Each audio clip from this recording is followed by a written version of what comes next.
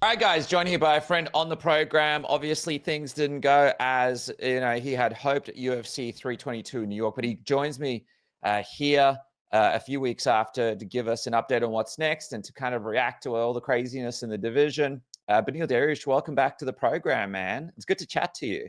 Hey, brother, good to see you. Sorry, I'm sweating. A little workout before this, and it doesn't.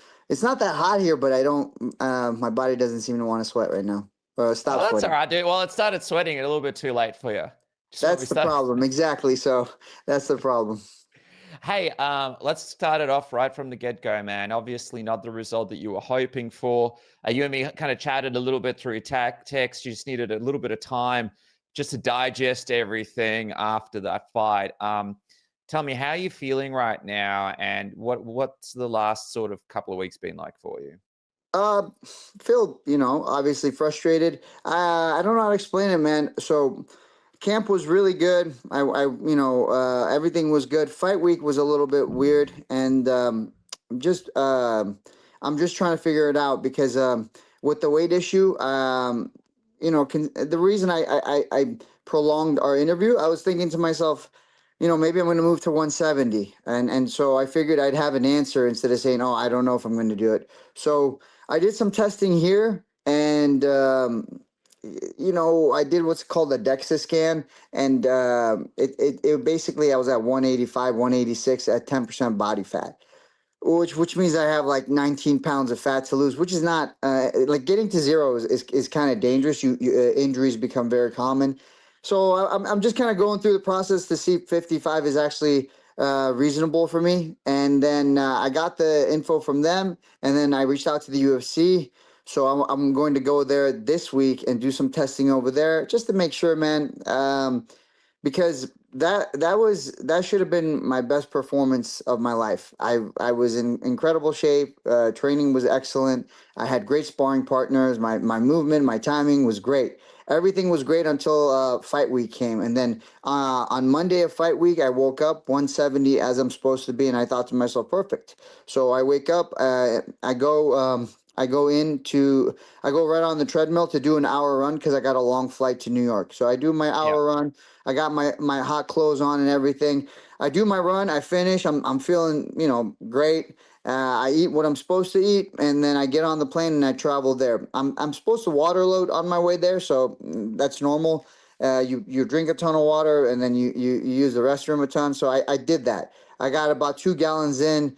Before I got to New York, and everybody around me was probably annoyed because I had to go to the bathroom so much on the airplane. But anyways, I get to New York, Yep. so I'm expecting to be like 172, 171 because water loading, you end up being lighter after drinking the 2 gallons of water. So I get there, I get on the scale, and I'm 175. I was like, whoa, what the heck's going on? I just assumed, hey, we because of the flight, sometimes flights make you hold water. Yeah. No problem. I wake up in the morning. I'm about 72, 73, so it's a good float. I do my training, but every practice I did, every sweat I had, every time I expected, for example, a 6 pound practice, it would be 4 pounds. Every time I expected a 5 pound practice, it'd be like 3 pounds.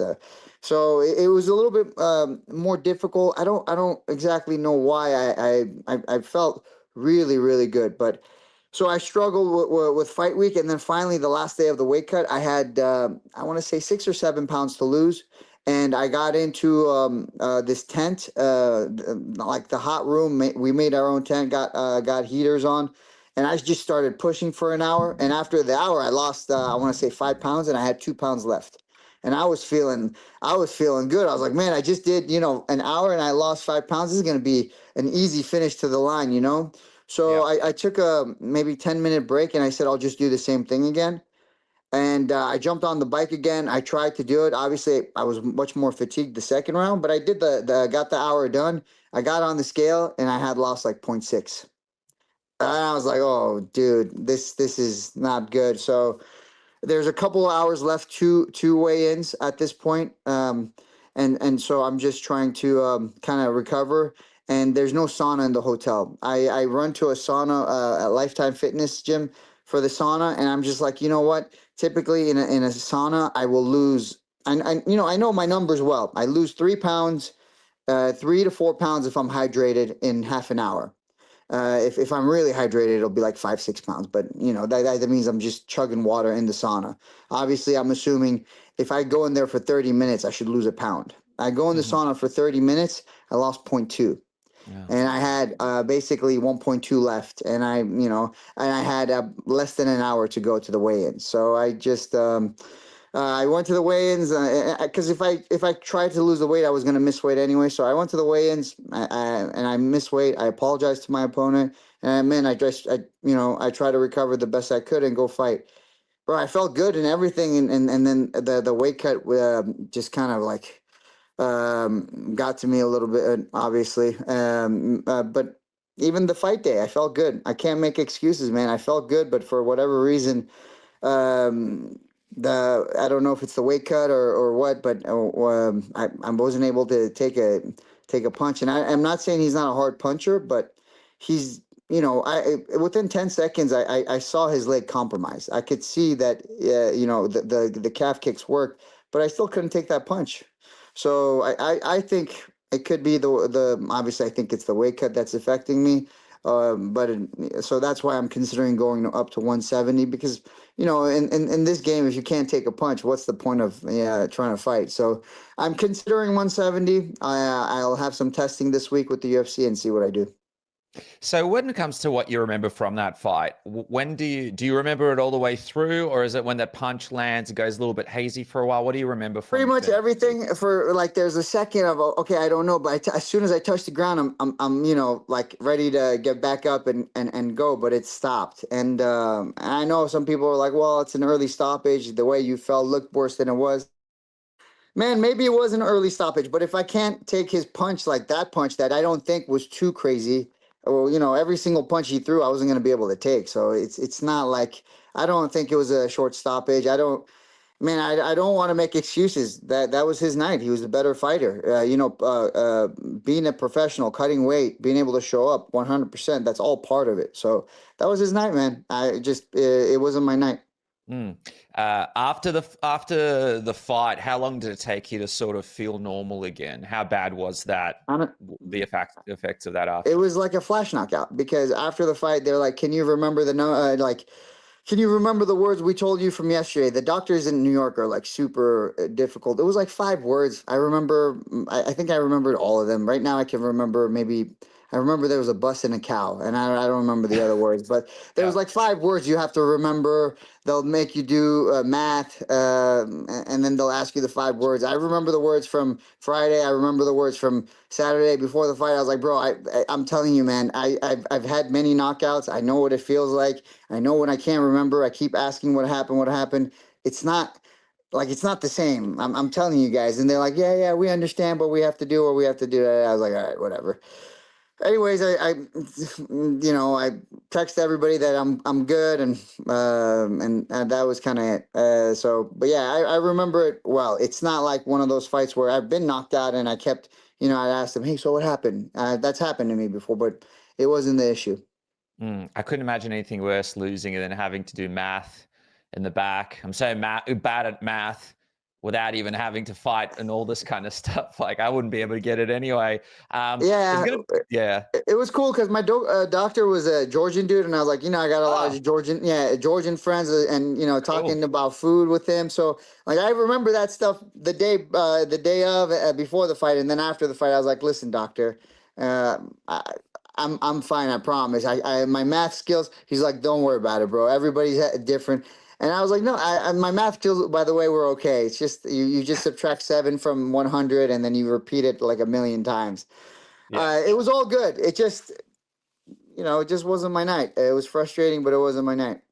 So there's going to be people in the comments here, right, that are going to say, well, maybe, you just can't take damage anymore because you've been in so many fights, you've had such a good career, and we've seen stoppages before. So just to respond to those people leading into this fight, obviously you're taking punches, you're having hard spars, people are landing on you, you're testing yourself before you step in there with BSD. So Yeah, you felt yeah, you could absolutely. do all of that. Like you could have taken a punch like that Yeah, in that's training camp, and you will find. The guys I spar with in the gym, I have like Urush. Urush is a southpaw, so he was one of my main guys I was sparring with. And if people don't know Urush, like his fights and KOs, every single fight he has in KOs. I remember doing like 3 rounds in a row with him, and then having to go with somebody else next week who also is like a KO artist. Most of the guys I was sparring with were hard punchers, and it wasn't. There was no, oh man, I got rocked today. There's no, oh man, I need to rest. My head hurts, or I never had that a single time. So yeah, maybe their criticism is on point. I'm not disagreeing with what they're saying. The fans will say that uh, if it's not the weight cut, then it's true. I'm not able to take damage anymore. So that's a wrap if that's the case. But obviously, it's not the same in training. What I see in private, they are not able to see, and so that's why I believe I need to figure it out, because whether it's 155 or 170, I always feel, as far as training partners, I always feel like I'm the dominant person. I'm always in control of the situation. And just, it is what it is. You know what else? You're in this unfortunate situation, right? Because the gap between welterweight and lightweight is just ridiculous. We've always spoken about there should be a 165 division. But at the same time, on the same card, we saw Islam Makhachev move up and be so dominant against JDM, who was a bigger welterweight. What are some of the benefits do you think you'll have moving up to welterweight that we might have not seen from you having to do these cuts to lightweight? To be honest, when the performance I had that were 3 rounds fights, and I'm able to push as hard as I want, that's going to be more of a regular thing, because the weight cuts, they drain you. They really do. And if you don't have like a perfect weight cut, it doesn't allow you to show all you're capable of. So, I think as far as energy goes, people are always like, you look tired. I was like, well, one, I am tired. And two, fighting's hard, bro. So I think I would be less tired at 170. I know guys are bigger, so I have to deal with their weight. But typically I train with bigger guys, and I don't walk around so small. I walk around 185, and I feel good at 185. I would probably end up fighting at 185, and I would feel good there. So it's definitely an option. I'm trying to see if there's a weight where I could walk around at a lighter weight, like around 175, if that's a possibility. So that's another goal I'm trying to have. See if I could walk around that. If it's not a possibility, man, it's all good. 170 it is. Because how much do you walk around at now? 85. I try not to go over 85. If I'm going over 85, it's just because I'm being a glutton. Yeah. You know Honey what I mean? milk. Well, actually, that's the crazy thing. Milk isn't like an issue. Milk and honey aren't an issue typically if we're talking about 185. They're an issue if I'm trying to walk around 175. But milk and honey, for me, they make me feel strong, bro. After practice, a little bit of milk and honey, I'm ready to go again. So a lot of people in the comment section will also ask if you considered maybe hanging up the gloves or retiring. So Yes. I got to ask you, man, did that ever cross your mind as you're going through all these possibilities over the last couple of weeks? I mean, that was something that was going through my mind last fight. That's right. Before the last fight. If I don't have it, I don't have it. The last fight, I got to see that I still got it. I got knocked down, I got up, and I was like, oh man, I'm going to kill this guy. That was the thought in my head. Yeah. I have a desire to fight. I enjoy fighting. I like training camp. It's all there. So, and I know if the weight cut's decent, I can take a punch too. I felt what my Kano landed was much harder, but then maybe that's because it is. I don't know. My Kano landed a pretty good punch. I was off base too, and I was still able to recover from that. So I don't know. We'll see. If it's time to hang up the gloves, it's time to hang up the gloves. I'd love to see you try 170 before you look at that option, because I think there's some other stuff there. Like, you're 36, you've been cutting this weight for such a long time. Maybe it's just the body saying, let's give this a crack. And I wonder if you have more of an opportunity to utilize your grappling and stuff when you have a bit more energy, right? You're not cutting as much weight. You don't have to be as selective with that. I imagine you'll have a bit more energy for that. You'll be a bit faster as well, right? There'll be a bit of a speed advantage. There's all sorts of advantages to moving up. Yeah, there could be a speed advantage, and as far as the grappling, I never felt like I couldn't grapple in my fights. To be honest, grappling has always been kind of second nature. Grabbing people, if it was easy, so I never felt tired from grappling. I always felt the other way around. When people would want to grapple with me, is when they would get tired. Maybe an exception with Gamrot, but even with him, we had a few grappling exchanges, and that's when I saw like the look in his eyes change more than anything. So yeah, no, I don't think grappling was ever an issue, but I think at 170, I think it'd just be every camp would be way more fun. You know what I mean? Camp would be more fun, so it's very tempting, but at the same time, I am. It's one of those things you want to teach your kids. You start something, you finish it. I started at 55, and if it's possible for me to finish what I need at 55, then I'd like to do that. If not, then no problem. We're moving to 170. But then I'd love to see you. There's also the thing of, hanging it up without testing it, right? Because another friend of mine, Robert Whitaker, he moved up, became a champion. We see it happen sometimes. The body will just not let us.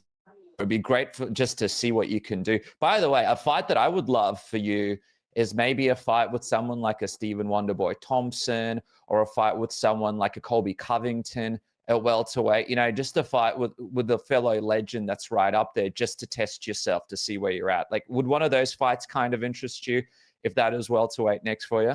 I'll be honest, I wouldn't want to fight Wonderboy. He seems like a really nice guy. It'd be like the nicest, it'd be the NMF championship. This is the NMF championship. Crowds, right? I'm not saying like Colby's a terrible person. I know a lot of it is just acting, but it'd be a lot easier to fight Colby than it would be to fight Wonderboy. But whatever, you know what I mean? If it's Wonderboy, then it's Wonderboy. But I obviously I would prefer to fight someone like Colby than Wonderboy.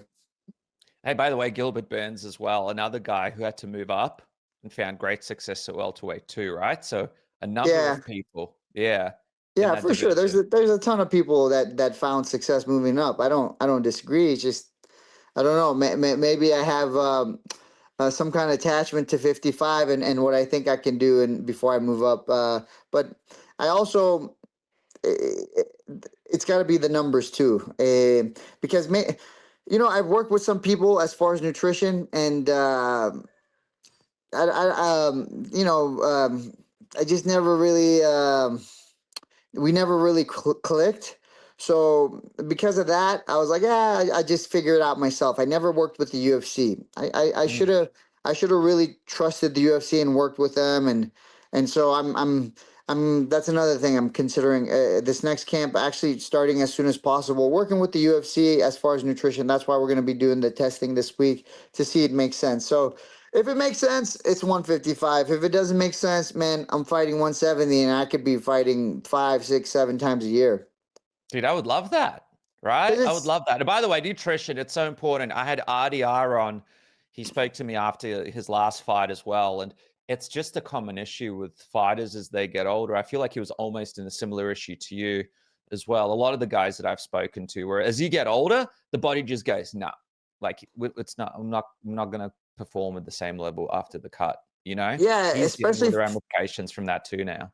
You guys have to understand, RDR is probably he could be the best overall grappler in all the UFC. And I mean in terms of wrestling, jiu-jitsu, combination of those things. I know if you look at Hamzat, easily he's the better wrestler. Him and Bo Nickel are the best wrestlers. But like overall grappling, RDR is probably the best grappler. And for him to get tired after a round, you know something's wrong there. Because I've seen him compete against incredible grapplers. I'm talking the best in the world, and he's just kind of like unfazed by it. And then for him to go in there and then after a round be exhausted, clearly something was wrong. I know you're saying it was nutrition. I think it could also have to do with the fact that he cut weight so many times in a row. He came down to 185. I've met him. I got to hang out with him a little bit in Chicago. He's a big fella, man. He's a big fella. Like he towers over me, which is, I guess, not much. I'm only 5'10". Dude, I think height-wise, there's still a bunch of welterweights you still be the same height as anyway. So it's not like you'd be that much smaller. A lot of the guys that I've spoken about, like the I, Gilbert Burns, the Colby Covington. yeah, height's never not an issue. Like them Sorry, you being there? taller. Yeah. Yep. Hello. Yep. Yeah, height's. Sorry about that. Height's not really an issue. I'm not worried about their height or whatever. It's more of you know, honestly, I think it's more of an attachment thing to 55. I want to finish what I started, like I said earlier. So if it's 170, man, I'm perfectly okay with it. Yeah, even if you go up to 170 for a couple of fights just to get your body a bit of a break, see how you go, you can always come back to 155. That's not going anywhere. By the way, just quickly, couple of things before I let you go. 155, your friend Justin Gaethje getting this interim title fight. Paddy Pimblett up at the top of the division. Your reaction when you saw Ilia Topuria was out and this interim title was put together, especially with Arman Tsarukyan picking up that win over Dan Hooker and being overlooked for that interim title? Yeah, I mean, it's I honestly I don't know because it's cool for Justin Gagey, it's cool for Paddy Pimblett, but clearly it doesn't make sense for the division. It doesn't make sense for if you said okay, Justin Gagey is gonna fight Arman Tsarukyan, I'd be like okay, I guess that makes Yeah. sense. It makes more Yep. sense for sure, but like clearly it's not. Uh, it's not a what's the word I'm looking for? It's not a merit thing anymore. So Mm. unfortunately, it's become less merit than ever. So same thing with 145. It's not about merit anymore. Which is a bummer. I feel really bad for guys like Liron and Movzar. Mosa. Yeah. Yeah, these guys are they're awesome fighters and they deserve to fight for the belt. But I mean, I've been there, and my advice with them to be put their faith in something besides, their fighting and their record, and because if not, you're gonna end up bitter. The sport has the ability to do that. Mm. For you, who do you think is the greatest 155 right now? Is it Ilia Topuria or Arman Tsarukyan? Oh, I mean, right now the champion is Ilya, so like you can't say anything about it. And his performance was amazing. What he did to Charles Oliveira was very impressive. And you have to remember, Charles nearly beat Arman. He had a very close fight with Arman. Mm-hmm. What about So this whole Paddy Pimblett situation? I saw a post the other day. He's getting this title opportunity, but he hasn't actually beaten anybody in the top 10 of the division. People are saying it might be the easiest title opportunity, a lightweight title history. Would you agree with that? yeah, probably. Nah, I don't know about the easiest. So some guys had like 2, 3 fights, and then, but at lightweight, I don't know. I'm trying to think here. Lightweight's Oh, it's a no, tough no, one. no, no. I'll tell you the easiest one. Easiest one was Michael Chandler. Michael Chandler? Yeah, he got a title to fight. He fought Charles Oliveira for the title. Mm. But didn't Who did he he went beat? through, he beat Dan Hooker? That's it.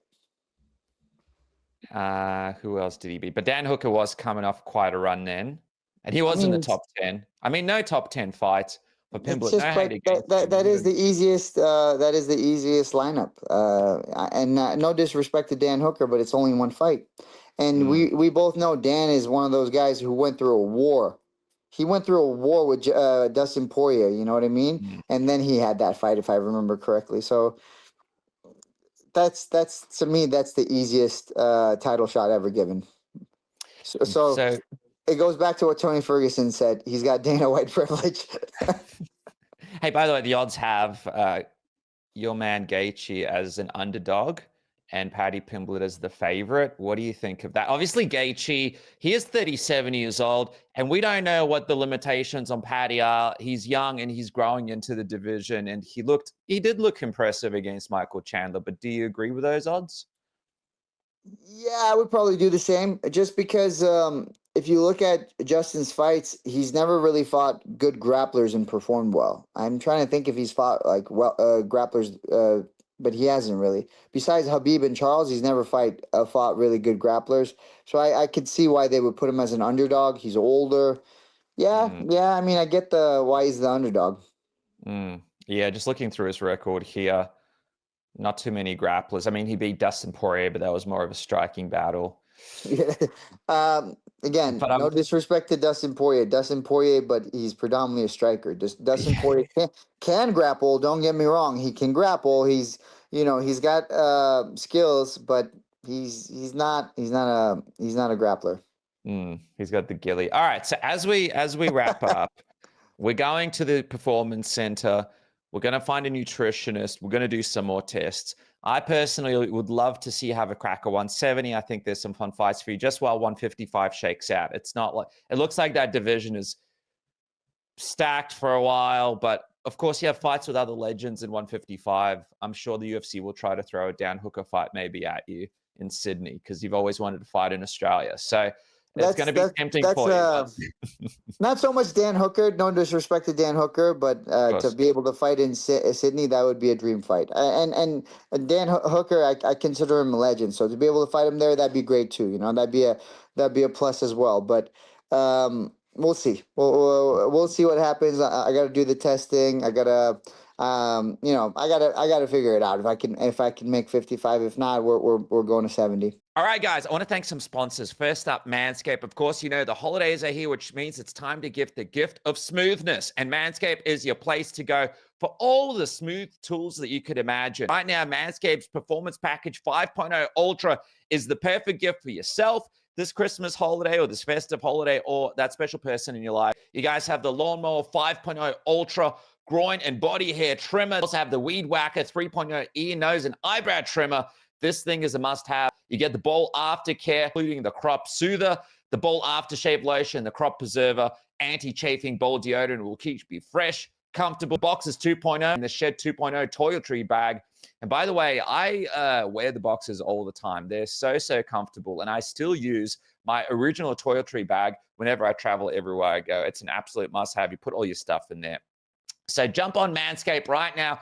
Use the code with submission. Support this program. Get 15% off and free shipping now. Hurry, because the festive season is here and Manscaped has you sorted. I talk to you guys about my friends at NordVPN that have you sorted with the best VPN going into next year. You want to watch Netflix from around the world. You want to get the cheaper flights, the better deals on all your different passes, subscription services, access to sporting events for free without having to pay locally for them. NordVPN has you sorted. Right now, if you go to nordvpn.com/submission or click the link in the description below, you get extra 4 months for free on the 2-year plan. Also, don't forget, Nord's got a 30-day money-back guarantee, but I'll guarantee this for you. You guys won't regret it because NordVPN has the best app in the game. That's right. For a VPN, you quickly choose your location, where you want to do it from. Boom. And it's done very easily. Of course, you get the extra security protection for free with your NordVPN deal. But also, don't forget, VPNs are essential right now. You got people stealing your information online. They're following everywhere you go. They're taking your credit card information. All of that stuff that you have to then reset all your passwords, get a new credit card, have to worry about who's snooping on you when you connect to public Wi-Fi. Have your NordVPN on, have yourself protected, and have access to all of the best content around the world without having to subscribe to about 5 different platforms, 5 different places, or not be able to watch the content that you want to watch from America or different parts of the world, as we're in the NBA season, fighting season, and all sorts of other seasons kicking off next year as well. NordVPN is a VPN for you. Jump on right now. Get this exclusive deal. This is the last month that it's available. Jump on before you miss out and also support this program. And then finally, speaking of supporting this program, our friend Saley are back on board. And I don't know what to tell you guys because I am so happy we got Saley back on board. I know you guys are getting ready to travel all around the world. You don't know what to do with your phones. Some of you are upgrading to various plans that charge you as high as 10 or 15 or 20 or even more per day just to keep your phone because you don't want to line up in the airport, replace your SIM. Well, Saley is here right now.